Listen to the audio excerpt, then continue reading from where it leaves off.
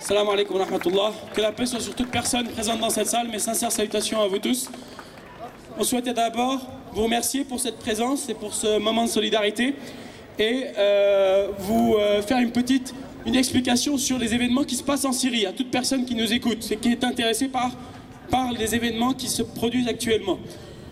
Le premier point, le point de départ pour la compréhension de ces événements aujourd'hui, c'est que ces événements, le déclenchement de ces événements, de cette mouvance populaire, de cette révolution, de ce soulèvement, de cette rébellion, le déclenchement de cette rébellion est basé uniquement sur des faits de politique intérieure. D'accord? Si vous voulez comprendre ce qui s'est passé et ce qui se passe aujourd'hui, à d'abord l'extermination, puis l'exilement de toute forme d'opposition politique structurée. Par conséquent, ce qui se passe aujourd'hui en Syrie est un mouvement dénué d'influence politique. C'est-à-dire que ce n'est ni un mouvement qui est piloté par l'extérieur, par l'opposition politique syrienne étrangère, ni piloté par aucun autre pays ou puissance. C'est un mouvement qui est basé uniquement sur la population, car comme je vous le répète, il n'y a aujourd'hui à l'intérieur de la Syrie aucune mouvance politique organisée et structurée. Cette mouvance populaire a réussi à faire face à la répression sanguinaire en présentant chaque semaine des centaines de martyrs. Et malgré tout, plus le régime accentuait sa répression, plus le régime tuait et plus les personnes sortaient manifester. C'est l'effet inverse que ce que le régime a voulu faire. Le régime ne sait, face à une opposition populaire, ne sait que utiliser le langage de la force. C'est le seul langage qu'il comprend, c'est la seule façon de communiquer qu'il a avec sa population. Qu'est-ce qui se passe aujourd'hui? Donc ces événements se sont déclenchés sur des bases de politique intérieure. Seulement le fait que la Syrie soit positionnée à un endroit stratégique, à un endroit de carrefour entre les civilisations, fait qu'elle intéresse les puissances mondiales. Fait que les puissances mondiales s'intéressent à ce qui se passe. La Syrie aujourd'hui appartient au clan de la Russie et de la Chine. D'accord? Qu'est-ce qui explique qu'aujourd'hui l'Union européenne et surtout les Américains sont intéressés par ce pays? C'est simplement qu'ils veulent récupérer ce territoire qui est acquis à la Chine. D'accord? Seulement dès l'instant où on a deux puissances étrangères qui s'affrontent sur un pays, d'accord?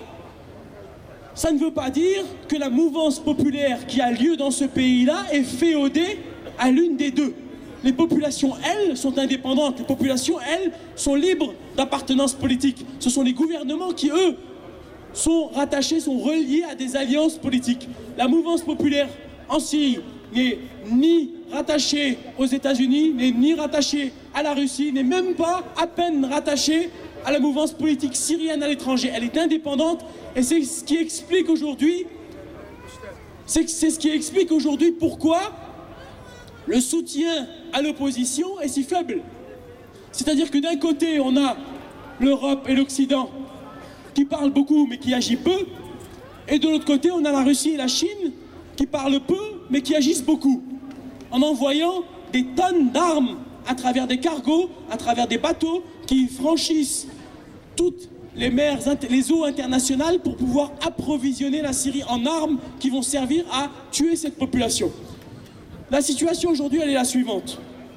La population s'est rebellée contre ce régime. Il y a plus de 50% du territoire qui est hors du contrôle du régime de Assad.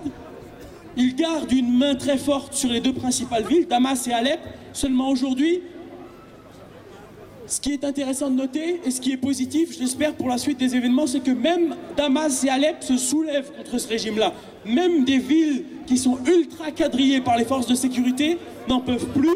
Ces villes-là se rebellent, ces villes-là se soulèvent contre ce régime sanguinaire et indépendamment de toute position politique ou d'appartenance politique, la simple sanguinarité de ce régime-là avec sa répression fait que, quelle que soit votre sensibilité, vous ne pouvez pas venir vous associer à ce régime. Vous ne pouvez pas venir le défendre, quelle que soit sa position. Et surtout, je terminerai par ce dernier mot qui est extrêmement important, mes frères et sœurs, parce qu'aujourd'hui, beaucoup parmi nous se font avoir par la soi-disant position antisioniste de ce régime sanguinaire. Il faut savoir, et je terminerai par ce mot-là, c'est que ce régime n'a absolument rien d'antisioniste, et la preuve est toute simple, mes frères et sœurs.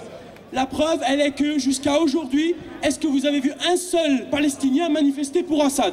Est-ce que vous avez vu une seule faction palestinienne sur les 27 factions existantes soulever des drapeaux d'Assad et venir manifester?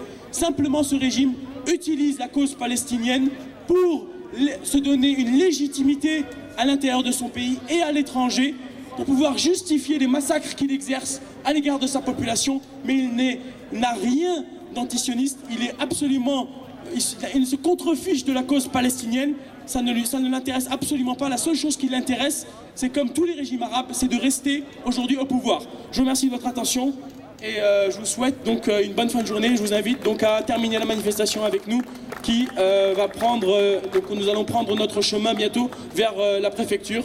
Merci à tous et bonne soirée.